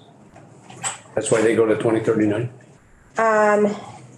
So the Barry had 2 one-year extensions. Hartford had 1 3-year extension. So Hartford was a little different from the other TIF districts, which got 2 one-year extensions in 2 separate bills during COVID. And Hartford had received in 2020 a 3-year extension. So they were not on the list of the other districts that got the 1-year extensions during COVID. Walk through the second bill. Thanks. 35. Any other, thanks. And Lori Hirschfield. Okay. Wants to speak. Thank you. I'm sorry I had to run off to another committee for a moment. Any further questions for Becky? Okay, thanks, Becky. Lori is inside the computer. Hello, Lori. Hi, how are you? Thank you for having me today. My name is Lori Hirschfield. I'm the director of the Department of Planning and Development here in the town of Hartford, and the administration of TIF comes within my department, we specifically doing most of it. One of the things I would like to just sort of clear up is just some of the statistics. One of the things, I know that some of the current TIF districts have a 70-30% split. We actually have a 75-25% split. So the town and the Ed Fund are contributing 75% to the TIF district for our community. And that may be the same for Barry, I'm not sure, but we were approved about the same time. So, and I think Abby may be able to correct that. I also want to just talk a little bit about what we've accomplished, and then I can get into some of the specifics of the questions that we've heard over the time. But I don't know how many of you have actually had an opportunity to see Hartford, downtown White River Junction, which is our TIF district. And it has tremendously transformed over the 10-year period that we have had the TIF district. One of the things that you will notice is that we have become the hub on the east side of the state, one of the communities where we have really, I think, been able to demonstrate how successful we are.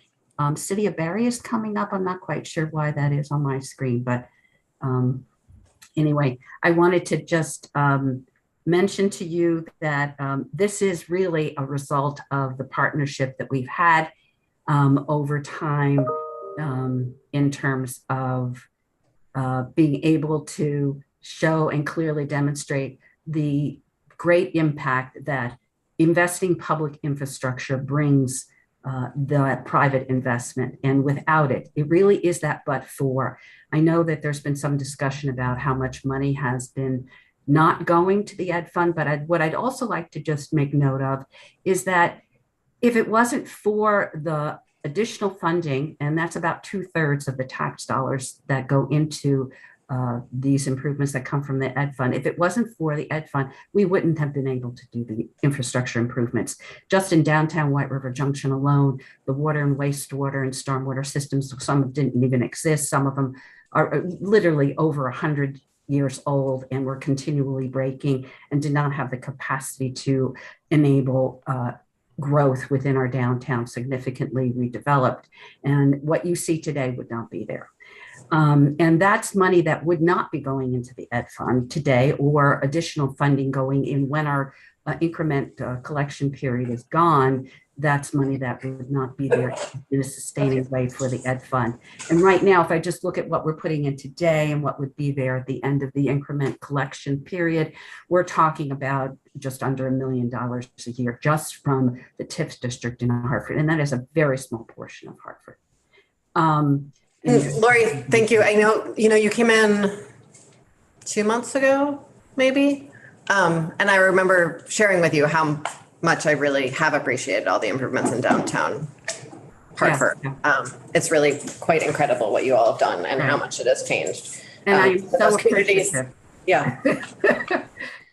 Of the resources that the state has enabled the Hartford community to take advantage of this, and it really has made a difference. So thank you for recognizing that and allowing us to put this forth for consideration. I have sent in a written summary of my comments, but I do want to just touch a few of those for you. We were not, one of the things I want to touch on, it was the question of we're coming back into for an additional.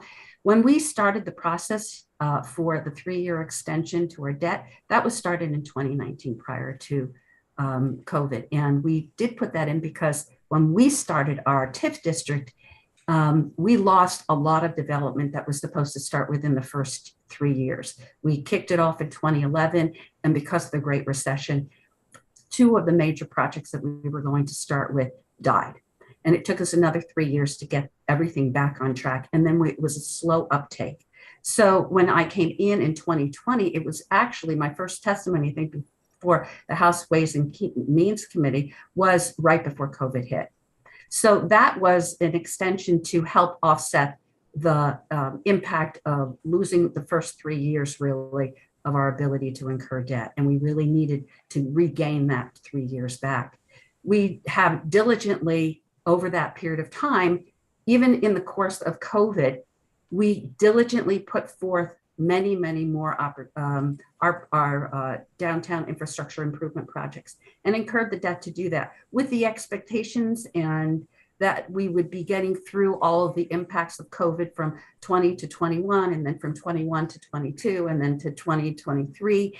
And all of our projects got stretched out. We know in 2021 and in 2020, we couldn't even begin projects because nobody could get together. It was frozen, no gatherings over a certain size, which really impacted construction companies being able to come in here and do the work. So a project that was supposed to be completed in 2020 got stretched out into 2 seasons and then got stretched out into 3 seasons. And you can imagine the domino effect. But every year it looked like we were going to be fine. So we then incurred debt for everything that had already been approved in our 2020 stage for approval by VEPC. And every year we kept putting it off, and then we would bond for another little bit. And now we're at that place where even though we were granted those 3 years, even with all of the due diligence that we did and the fiscal responsibility that we had to be mindful of not overextending the town's debt ability, because we knew that the increment was cut back because the private sector, just like the public sector, was impacted by all of the things we know about COVID. These are 2 very unusual, non-expected things, and the town does not request this lightly. We know the risk. We diligently tried to pursue in a very fiscally responsible way, and we lost the 3 years we gained in the 2020 extension. So we're back before you again, asking for that 2 years, to regain at least 2 years. We've gone through the analysis, and where before we were able to say, oh, we'll make up that loss of that 2 years or 3 years of increment that we didn't collect. It was picking up enough, we thought, in 2020. But now we're at that point where not only is it affecting our ability to incur debt, we can't incur that debt unless we know that the increment's going to be there. We've done the numbers, we've updated our spreadsheets, and it's very clear that we will not be able to really cover those debts unless we have drastic impacts. And we're not asking to incur more increment. We're just asking for the ability to extend the timeline by which we will be able to do it, because the money that we would have been collecting over the past 3 years and into the future, next few years, the public sector redevelopment has been slowed down because of COVID and all the other things that have come along with it. And that's not being collected today. So it's getting extended out over a longer period of time, and we're requesting that you allow us to do that. I also would like to just touch on one other thing, and that is a reminder again that if at the end of our debt period, as Abby had mentioned, if there is, we have to do kind of a true up rectification and looking at what the debt is at the end of that period. And if we are not able to, if we don't need as much as we have on the books for collection, there is an adjustment that would be made. And we have to go before VEPC in order to do that. So there is an oversight process as well. I really appreciate all the time that you have taken to listen to our concerns and take into consideration that we're just almost there at the finish line. We just need a little bit more time to do it in order to address these unforeseen worldwide impacts on our small little community here. So Thanks, thank Lori. you. So I have a question, and I think it's for Rebecca Wasserman. Lori here says that they are not asking to incur more indebtedness, although that piece gets extended. Is that because it has to happen that way? This language does allow the town to extend the time period to incur indebtedness. Right, but she stated that they're not asking to extend that piece.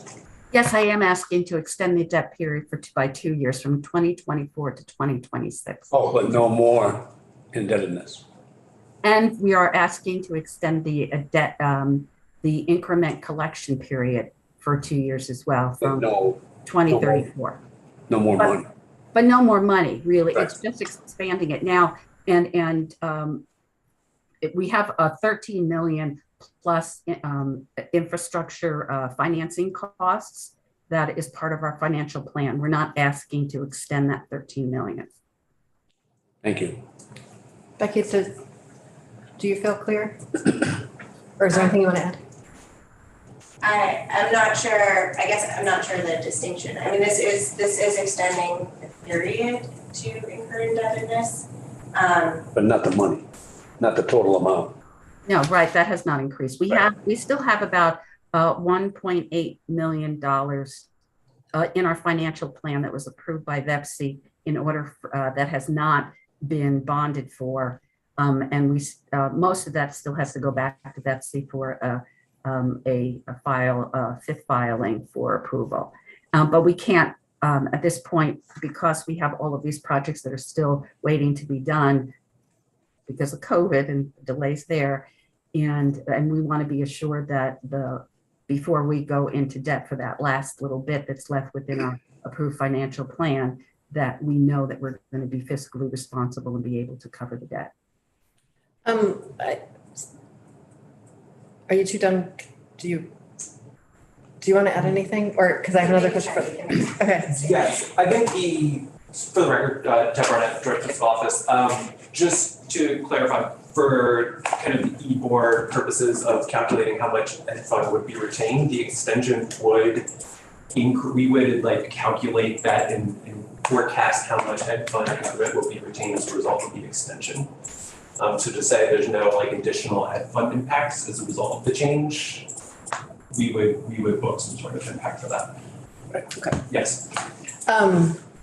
That makes sense. Thank you. Lori, last time you were here, I asked you about, and this was not a question sort of specific to Hartford. It's a question I'm curious about for all the TIF districts, but you were the person in front of me. So I asked you at the time, how much you think you're spending in staffing costs on the creation and maintenance of your TIF district. And I haven't been able to find an email back from you about that, but it is very possible that in the nightmare that is my email, I lost track of it. So I'm wondering if you could resend it or if you could speak to that now. So I apologize. That was short-sighted on my part in getting that information to you, and I appreciate that. Oh, I'm glad I didn't lose it. Great. No, that was I Okay. was going through my notes and everything. It's like, oh, okay, that never did get to you, did it? So one of the things I can say is that our experience here in Hartford, I don't know how much it really replicates. And I've not really, I mean, when I started looking back on it, I really haven't calculated the hours and the cost of that, because it really depends on what project we're working on, the complexity of it, whether it's something that is new construction or, related to private sector development and doing all those calculations.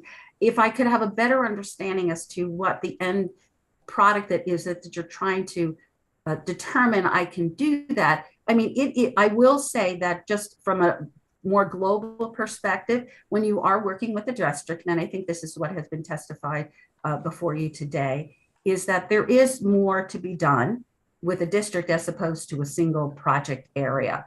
It is something, my time is covered by the municipality. It's not something that is paid for by the TIF district funds that are garnered through the increment.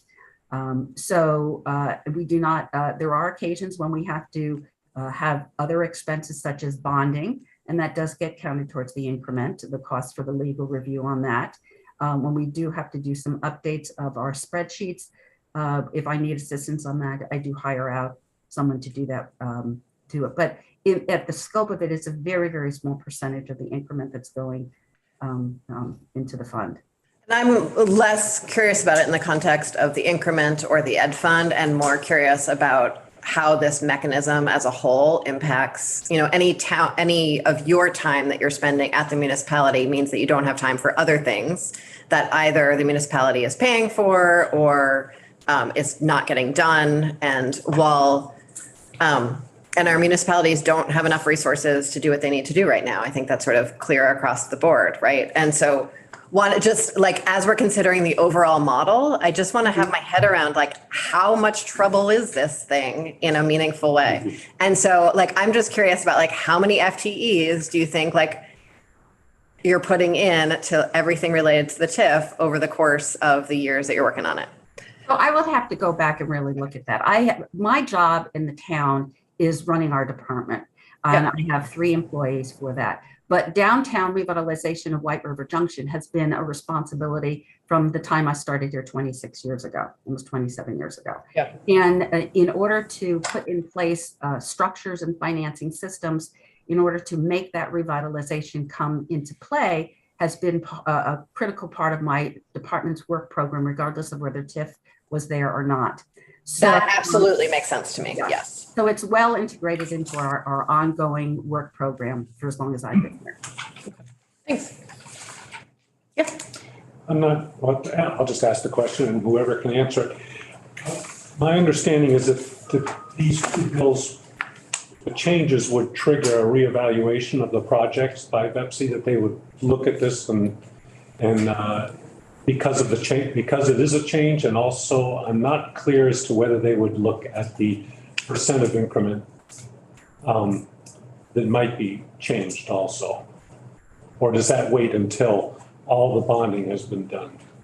I'm going to defer to Abby on that.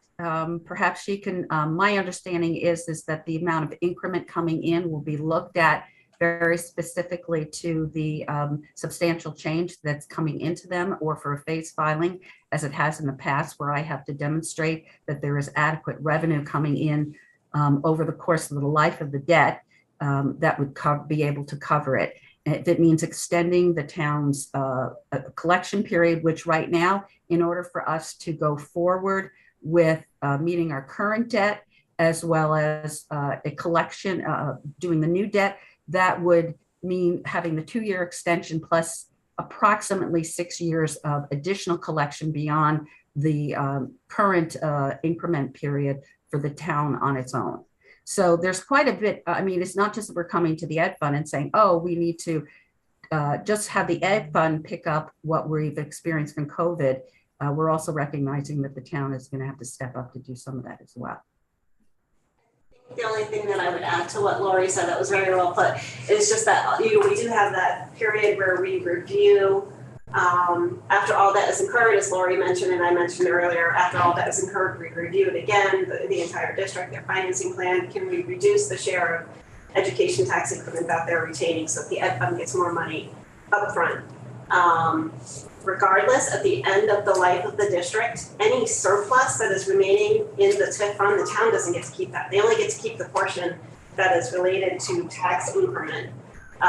Any portion that is related to education, they keep the portion that is municipal tax increment. Any portion that is related to education tax increment, they actually send a check to the education fund. So there'll be like a balloon payment at the end of the life of the district. This has already happened twice with the Newport TIF district and the Milton TIF districts, where the Ed Fund received the payment. Okay, one more quick question. I keep hearing mention of the. Can we just wait? Let's let Lori finish, and then maybe we can have Abby. Any other questions for Lori? Thank you very much for joining us. Appreciate your time. Okay, thank you. Abby, do you want to sit in the I'm trying to, the sidelines gets a little wild sometimes. So if you don't mind coming back to the chair for a minute for another question, that would be great. Thank you. I gave my presentation earlier on the TIF extension, so I don't know if you have more. No, we have a member with a question, so I'm just, yeah, just so he's not talking out of the back of his, you're not like in the back of his head while he's talking to you. I just mentioned of the TIF fund, and I haven't heard that before. Is that the local municipal has the TIF fund, or does the state have the TIF? So statute and TIF rule require that the TIF districts establish a separate TIF fund. And when I say separate, it could be a separate account at a bank, or it could just be a separate fund in their finances. Either way, they are tracking the tax increment that they receive every year in the TIF fund. They're recording it in the TIF fund and at a minimum, and they're recording any debt service payments that they are making. Some towns also record any improvement costs within that same fund. Other towns have separate capital funds where they track, where they have all of their grants in there as well, and the expenditures. It's the complex government accounting model. Got it. I'm good. Okay, thank you. Thank you. Sorry to, it was, he's just waving. Thank you very much.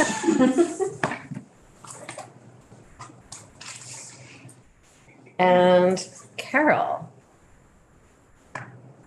Hi. You are muted. Yep, you should be able to hear us now, is that correct? We can indeed, welcome. Thank you. I was sitting here, for the record, Carol Dawes, I'm the Berry City Clerk and Treasurer. You want to introduce yourself? Hi, oops, I'm sorry, I'm trying to get our video here locked and ready. Nicholas Strelli Castro, City Manager. And we were talking, listening to Lori's testimony, and we figured we would just sit here and go ditto, because the similarities between Hartford and Berry City are pretty striking. But I did want to point out a few things that are specific to Berry City. We, unlike Hartford, we have not spent the majority of our TIF district funds yet. Our plan is $6.8 million, and we've spent 2.2. And so we're looking at what projects might be in the balance of those funds. We're working with a consultant to review the changes that have occurred in the community, mostly because of the pandemic, as Lori was talking about. We're seeing, and was mentioned before, we're seeing a change in the employees in the downtown. We have, the Agency of Transportation is located in the downtown with 400 employees who are not coming into the office anymore on a daily basis. They're coming in 2 days a week, and that makes a big difference in the what's happening in the downtown for the businesses. It makes a tremendous difference with regards to parking. And our TIF plan was almost exclusively dealing with parking needs. So we see a change, a need for a change in our TIF plan. And so we really want to be thoughtful about looking at what is it that what are the needs now? What are the private development opportunities that are in the works right now or in the near future, and what sort of infrastructure needs might there be to support those? So to us, it's important that we have the time to do that due diligence, which is why we're requesting the extension. The current timeline means we would need to incur our debt by less than a year exactly a year from now, March 31 of next year. And if you start looking at how the timeline plays out, the amount of time you need to hold a bond vote, go to the bond bank, do the substantial change requests with VEPC, it just doesn't give us the time to also do the due diligence that is in the best interest of the community to make sure that we're building the infrastructure that is needed for now and the future instead of 10 years in the past, which is when we developed our plan. Our plan allows us to build a parking garage, and we could put a vote before the public tomorrow to bond to build a parking garage, but that's no longer the need. And so it doesn't make sense for us to make that kind of investment if it's not the need. So that's why we're looking for the extension. Anyone have any? Okay. And Mr. Starella Castro? Yes, Did I get that right? you did. First try. Well done. Thank you.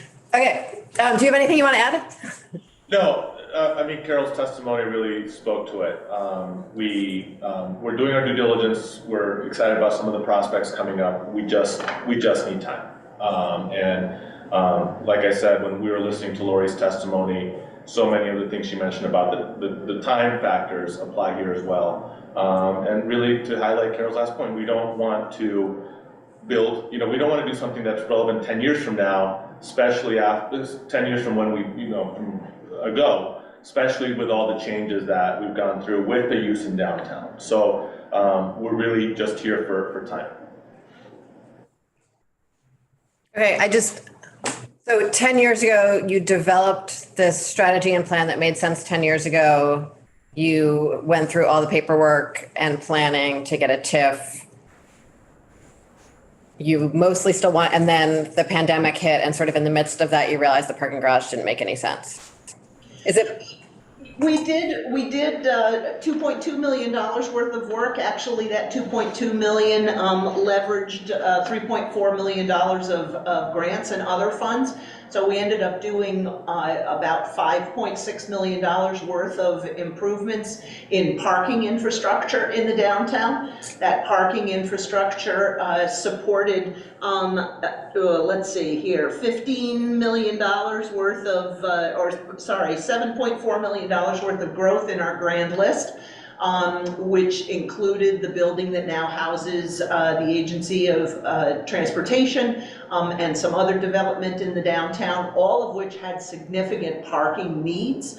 And those needs are no longer there, which is why we feel that the balance of our TIF plan we need to be looking at to make sure that we're being responsive to the changing needs. Okay, thank you. I understand the situation. I think I'm just trying to think about in the context of the wider world of TIFs. And of course, things change across the span of 10 years in terms of what a community might need. And so it's just sort of, I appreciate that you realized it and stopped yourselves before it was too late. I think a big part of the difference between Berry City and many of the other TIF districts is that many of the others did all their projects at one time, and we phased them.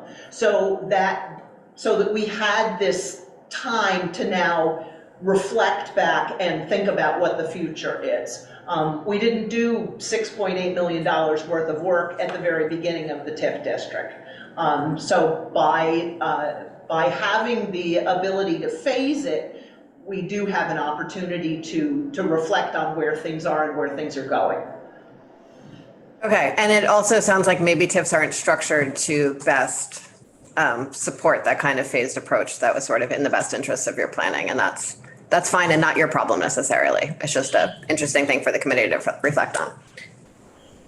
Any other questions for the group from Barry? I did submit my testimony. I don't see it on the website, but I'm sure that it'll get uploaded somewhere along the line. Okay, we will, we're not sure that we do have it, and so we will email you if we cannot find it. Thank you. Thank you.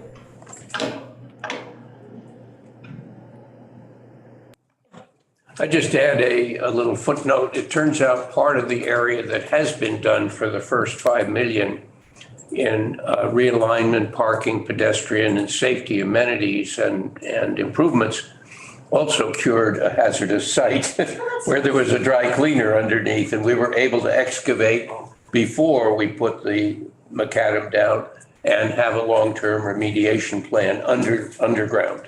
And I imagine that part of the grants that were being spoken about were brownfield. Yes, exactly. And so it was fortuitous that we didn't go ahead and put a parking garage on there and then find out, oh my goodness, we've got to remediate. Yes, great. Would anyone else sitting on the side of the room want to add anything? Okay. Thank you very much, everyone. Representatives, we're gonna close up this TIF and VEPC chapter of our lives for a moment and probably pick it back up next week. Likely, we're gonna be putting a few bills together that are all floating around in the interests of not having the same conversation 12 times. Representative Sims, you just went to House General to tell them about our amendment. Do you want to tell us about that? It was a lovely conversation. And will you tell us what amendment you went there for? I went there for not only one, but two amendments. We have the committee amendment, which, what was the bill? The bill is 276, the rental registry bill. Thank you, that's enough detail. They voted, and so there's our committee amendment, and then there's also a technical correction amendment that will be under my name to make sure that the report's due in the right year. They voted 10-1-1 for the technical correction, and then they voted 11-0-0 for the Ways and Means amendment. And Great. we can talk a lot more. Is it 11-0-1? 11-0-1. Do they have Yeah, I was like, 12? that math doesn't work. I Sorry. don't think I realized they had 12. But I'm not. Okay, great, thank you. We can talk a lot more about it on the floor shortly. Thank you very much. And with that, we're actually gonna take lunch because we have a caucus of the whole during lunch that we should all be at. So I'm gonna give us some lunch time before that. Cool. And on the floor today, Representative Sims, you are reporting the bill you just described. And we have the transportation bill, which Representative Demrow is doing, and then we have third reading on the beverage container redemption system, aquatic nuisance control, reducing overdoses, and the property valuation and reappraisal bill. Yes, and 282